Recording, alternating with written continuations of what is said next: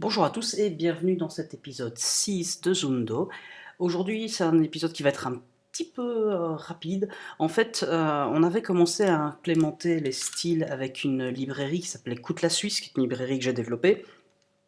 Seulement, entre-temps, je me suis rappelé que j'avais vaguement laissé de côté Écoute la Suisse pour travailler sur un autre projet que je n'ai plus utilisé depuis parce que je travaillais avec d'autres techs. Et l'idée ici, ce serait justement de très rapidement changer Écoute la Suisse par le nouveau projet qui permet d'écrire du CSS in JS avec Emotion de manière un petit peu plus rapide et un petit peu plus pratique. Et donc voilà, ça va être un petit peu l'objectif de ce tout petit épisode. Ça devrait aller relativement vite et donc du coup il va sortir un peu plus rapidement que d'habitude. Alors, pour commencer, donc ce projet s'appelle Pwops, que vous pouvez voir ici, qui consiste en plusieurs packages, Pwops Core suivi de Pwops Emotion Emotion CSS qui est un wrapper autour de Emotion, et enfin Pwops Mixins qui contient toutes sortes de mixins. Et l'idée c'est justement de ne plus avoir à avoir cette syntaxe-ci qui est sympa mais quand même un peu bof, et juste directement faire size de points comme pour des propriétés normales. Donc c'est un petit peu un truc pour améliorer la manière de taper des styles en CSS in JS. Alors, on va commencer par simplement installer ce qu'on a besoin. Donc, NIS Pwops. Voilà, bah, tout ça en fait. Hop. Donc, on installe nos nouvelles dépendances. Pendant que ça s'installe, on va déjà faire nos premières petites modifications. Dans les premières modifications, en fait, le premier truc à faire, ça va être de charger ici. Alors, à la limite, ouais, on va le faire quand même ici. De charger les mixins, ça va nous permettre justement d'enregistrer les mixins au sein du noyau de Pwops. Comme ça, dès qu'on va utiliser Pwops, on aura directement les mixins. Et on va aussi profiter de cet épisode pour créer notre dossier core, qui va contenir un fichier qui est très important pour nous dans le projet, qui est le fichier de constante. Alors le fichier de constante,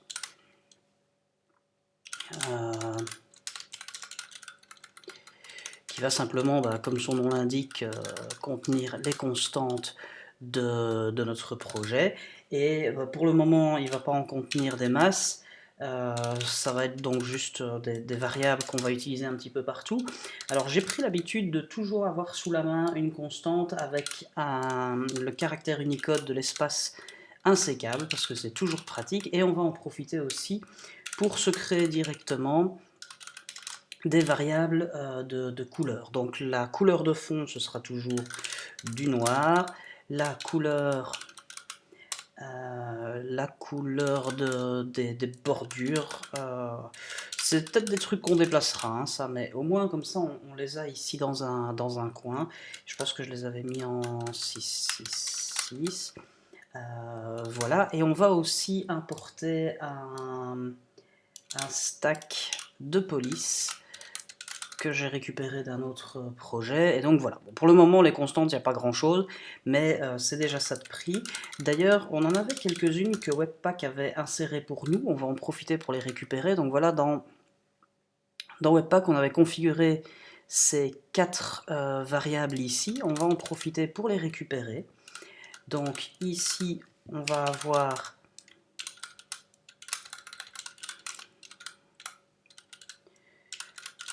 ZundoEnv qui va nous être inséré par Webpack ici. On va aussi avoir donc NodeEnv,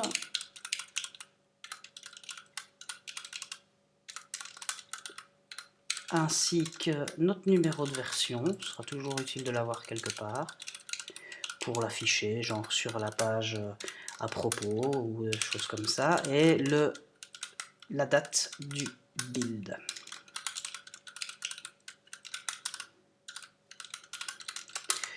Donc voilà. Alors ensuite, donc là c'est bon. On va devoir faire un petit détour dans nos styles globaux.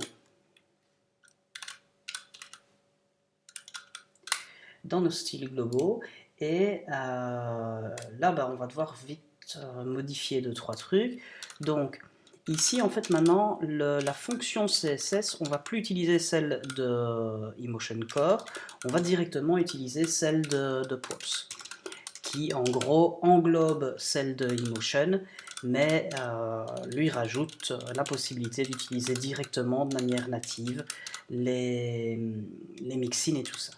Le reste ne change pas, si ce n'est que les unités, maintenant, on ne va plus les prendre dans Koutla Suisse, mais directement dans Pops Core. Voilà, qu'on va profiter pour remonter un peu plus haut. Hop.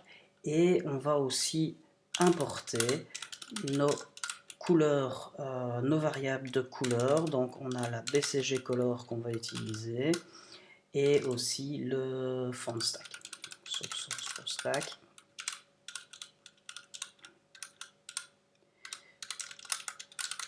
Constante. Et de là ici, on va simplement pouvoir remplacer ceci ainsi. Voilà. De même ici et ici. Et on va remplacer notre... Alors on va aussi se créer une variable qu'on va appeler text color, qui sera pour le moment white. Donc voilà, donc ici ce qu'on va faire c'est simplement utiliser la BCG color. Ici au-dessus, utiliser la text color.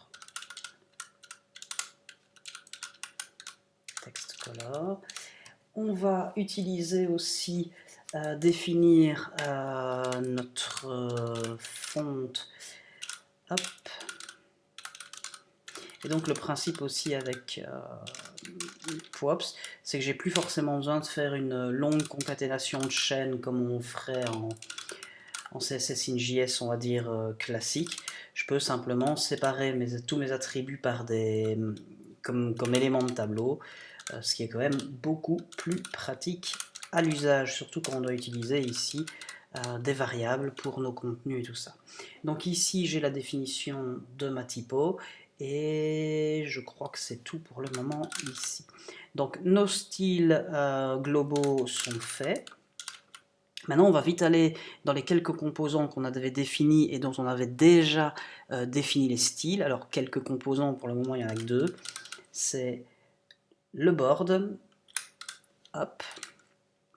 Et donc ici, qu'est-ce qui change? Au final, il n'y a pas grand-chose qui change. Les unités, on va les récupérer de Pops. Voilà. Mais du coup, on va plus avoir tant besoin que ça de tout le reste ici. Donc size ici va devenir comme ceci, et on va pouvoir simplement se débarrasser du tableau qui va en fait devenir, des parenthèses qui vont devenir un tableau. Donc là, c'est bon. Flex ici, que je vérifie. Alors le seul vrai problème de Pops, c'est que il n'y a pas encore des masses de documentation. Donc il faut aller regarder dans les sources. Et ça, bon voilà, c'est mon propre projet. Donc voilà, un jour je vais écrire la documentation, je le promets. Mais pour le moment, ce sera pas pour tout de suite. Donc c'est flex column, mais là on a directement aussi flex column reverse et tout ça, donc c'est assez pratique. Et donc ici, on va pouvoir simplement faire flex column reverse. Donc ça, flex column reverse. Et ici, globalement, c'est bon, il faut juste changer ça par un tableau. Donc ça ici, c'est bon. Ici, ça va être la même. Donc flex row. Hop, voilà. Ici, on va pouvoir transformer size comme propriété classique. Border, bah, du coup, on n'a même plus besoin d'avoir un raccourci pour border. On va simplement l'écrire comme ceci. Et voilà. De là, du coup, il y a pas mal de trucs qu'on va pouvoir virer. En fait, tout notre import de coûte la Suisse, on peut s'en débarrasser. Et alors, il y a la réécriture du champ card, du composant card, qui lui, pareil, va pas... On a quelques imports à changer ici, donc on utilisait juste px pour les unités. Voilà. Et ici, on va juste redéfinir vite fait nos définitions. Donc size ici devient size comme ceci. Ici, alors ici c'est simplement, et ça je dois juste vérifier, parce que j'avais écrit des mix-in pour les positions. Et il faut juste que, comme ça fait longtemps que je ne l'ai plus utilisé, que je me rappelle un petit peu du truc. Et ici, ça va simplement être statique sans rien. Je ne sais plus comment ça marche, ça. Je pense que pour le coup, quand on n'a rien d'autre que ça, on le laisse en position relative, comme de classique. Ensuite, les sizes, ça... c'est facile à changer. Et ici, notre mix-in absolute, en fait, devient une propriété classique. Voilà, comme si en CSS, on avait un absolute, qui serait quand même assez pratique. Alors ici, on a de retour le même truc, donc position relative. Hop. Je me demande si on peut, si en fait l'idée c'était pas simplement de faire un truc genre relative true. On va tester. Hop. Je pourrais vite fait lire les sources, mais ce serait moins drôle. De là, je crois que tout est bon. Alors ça va être l'occasion aussi, on va supprimer la dépendance qu'on a vers coûte la Suisse.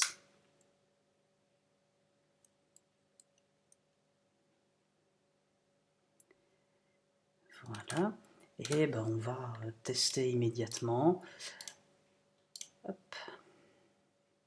On va quand même devoir redémarrer Webpack, vu tout ce qu'on a installé et rechangé. Hop. Alors, on a justement quelques petits soucis. Et ça, on va les vérifier de suite. On voit que nos styles ici, ceux-là ont bien été insérés. Ceux-ci ont bien été insérés.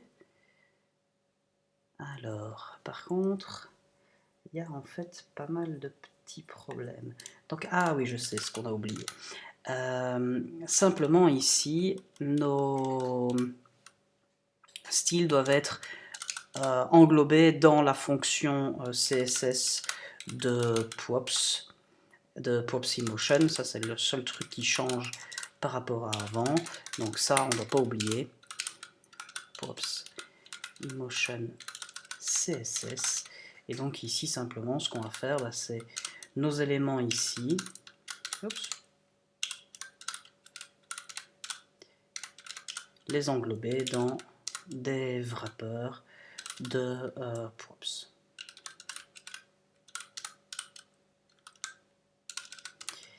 Et pareil ici, alors on devra retourner sur le board pour faire pareil. Voilà. Et hop, on revient sur le board pour faire la même chose.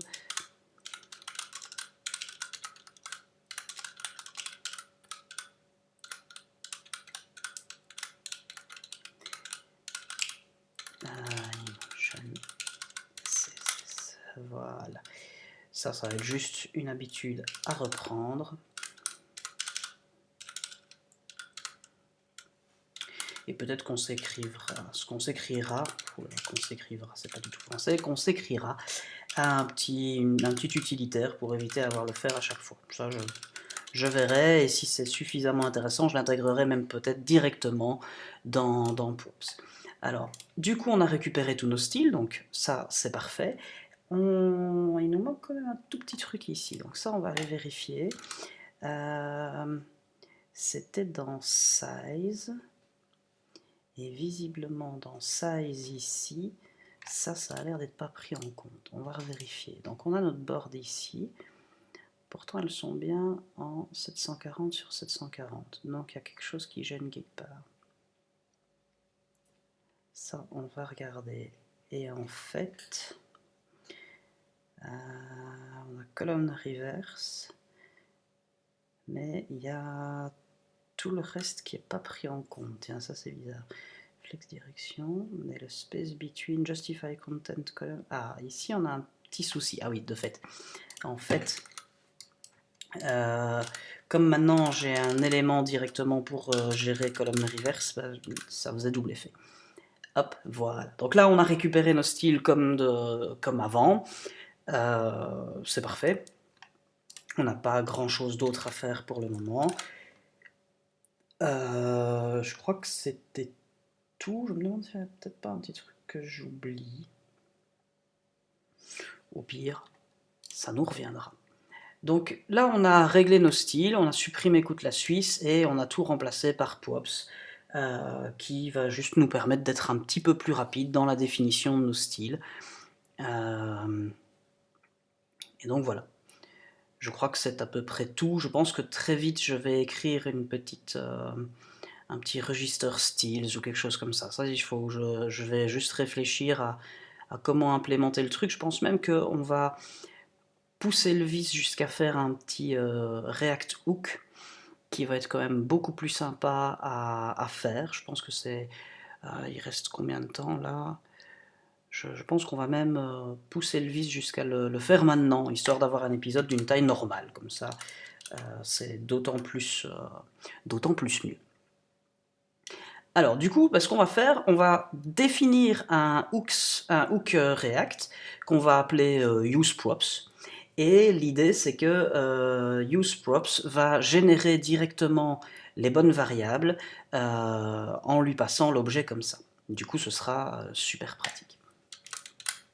Donc pour ça, ce qu'on va commencer par faire, c'est créer un dossier src core hooks, parce que mon petit doigt me dit que ça ne sera que le premier d'une longue série de hooks custom qu'on va utiliser, et celui-ci donc ce sera use Pops. Il y a probablement des chances que ça devienne suffisamment utile pour que je l'intègre directement dans Pops, mais en attendant, c'est l'occasion de tester ça dans un projet custom hook use Pops. Et on vient de passer au 4 avril parce que il est très tôt.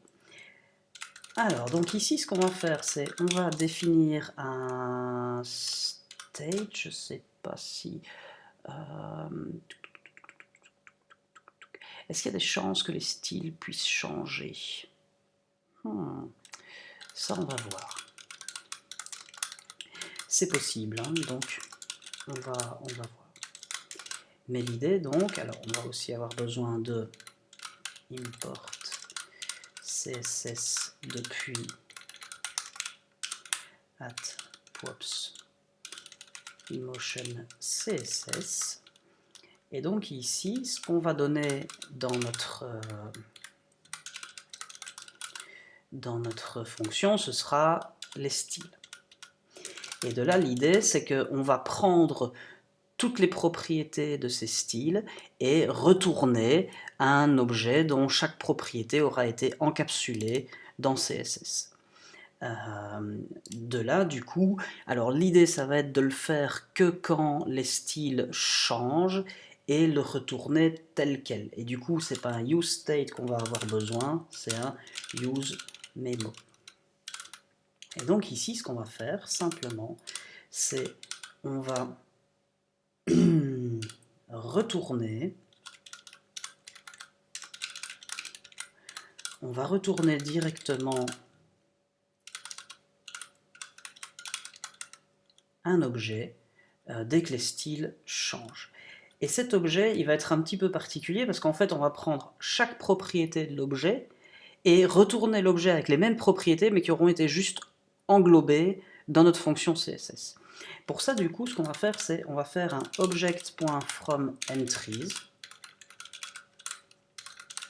qui lui-même va prendre un object.entries de styles et on va le mapper. Quand on fait un object.entries, en fait, ce qu'on reçoit, c'est un tableau avec la clé et la valeur. Et donc, nous, on va retourner exactement la même chose, clé, valeur, sauf que la valeur, on va l'englober dans notre objet CSS. Et donc, du coup, on aura transformé notre objet en tableau pour le retransformer en objet, juste en appliquant sur chacune de ces valeurs notre fonction utilitaire CSS. Et c'est à peu près tout. Là, on a écrit un hooks qui est assez simple. Le seul truc, c'est que j'ai oublié de le nommer. Pops. Voilà.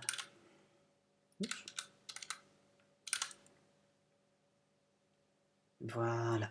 Et donc là, on a un hook qui est très vite fait, bien fait. Hop, et ça pour le coup, use props from. Alors pour le moment, et je pense que très très vite, je vais l'intégrer dans Pops. Donc après du coup, je vais garder la même syntaxe. Donc du coup, j'aurai juste à changer ici le chemin. Donc ça ici, c'est bon. On va plus avoir besoin de ça. Ça c'est parfait. Et alors du coup, ce qu'on va faire ici, on va juste modifier un petit peu notre composant. Où suis-je? Hop. Hop. Et donc à l'intérieur de notre composant, on va simplement faire board row et case. D'ailleurs du coup on va en profiter pour renommer case parce que c'est quand même un peu moche et je pense qu'en plus ça n'existe pas en anglais, donc ça va être plutôt cell ici. Et du coup on va simplement prendre nos styles ici. Donc pour ça on va supprimer ceci et celui-là. Hop, parce que j'en suis. Voilà, et on va prendre simplement ça et on va aller le taper ici. Et je crois que c'est tout, et du coup on va pouvoir supprimer ceci. Hop, voilà. On va remettre un peu tout ça en forme parce que c'était très moche. Et donc maintenant on se retrouve avec nos styles qui sont directement définis ici. Et alors on n'a plus besoin de faire de style.board, hein, on les a directement ici. Donc on peut faire CSS board, CSS row, à la limite ce qu'on peut faire pour garder style.quelque chose, parce que c'est vrai que c'est un peu confusant. Ce qu'on va faire ici, c'est on va laisser style. Donc on va renommer ici, on va l'appeler style. Et donc on a notre hook maintenant pour ça, donc on définit nos styles et on retourne notre contenu. Et le gros avantage, c'est que grâce au useMemo, notre objet ne sera recalculé que si style change. Du coup, au niveau optimisation, ça va être bien, ça va être fait qu'une seule fois, et après on est tranquille. Alors il y a des petites non-garanties, etc., mais globalement, c'est le comportement qui va être celui par défaut. Du coup, ça c'est bon. Et ici, donc on avait aussi à modifier les cards. Et donc là, on va faire exactement pareil. Donc, hop, use props.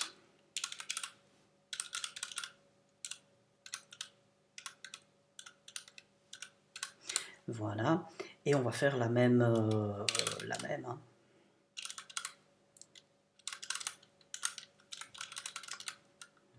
Voilà. Et donc ici, nos styles.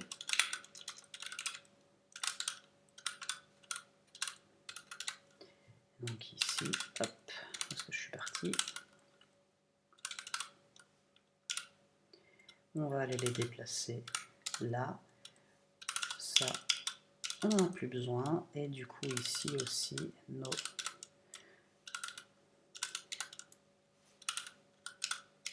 Voilà.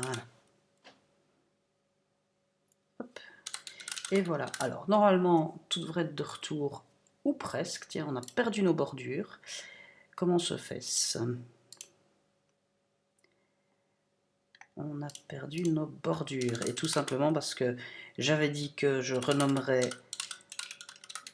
case en cell et que bah, je ne l'ai pas fait partout. Donc voilà, on se retrouve avec un épisode qui est d'une durée un peu plus raisonnable et un peu plus habituelle, et ça aura été l'occasion d'une part de convertir, de retirer Koutla Suisse et d'installer Pwops, et de créer un premier petit hook pour régler nos styles.